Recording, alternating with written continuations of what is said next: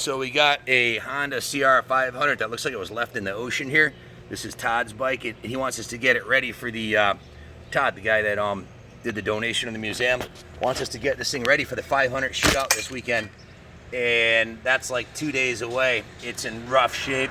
I don't know how much magic we can do for this guy, Todd. We want to help him because he helped us out. We don't actually do bikes for the public because really to do a frame off on this thing, it's got to weld it on. Somebody welded the frame horribly with this big giant saucer pan. The pipe's all caved in. The swing arm looks like it was out in the ocean. Everything's all rusty. The brakes don't work.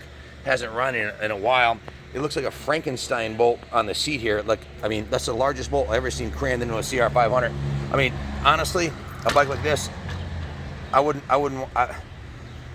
it needs a frame-off restoration, and a frame-off restoration on something like this is going to run, you're looking at 70 to 100 hours labor, so 7 to 9,000 in labor plus parts, probably $3,000 in parts. So this is like a $10,000 to $12,000 restoration.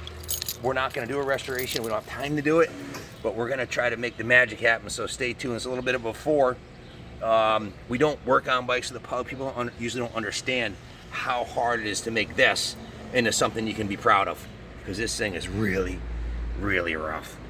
I'm a big proponent about frames being straight. This one's been welded by I don't know who welded it, but it's not done right, man. It's all welded up. I'm not sure what we're gonna find underneath there, but and the tank is severely yellow. That doesn't come out, but stay tuned. I'm gonna try to make that magic happen for a friend here. Needs a seat cover. It's been flipped over backwards, as you can see. Subframe's a little bit tweaked. It's got more problems than Jesus has to deal with on a daily basis. So I'm not sure what we can do here for him, but I'm gonna do my best. Stay tuned. God bless America.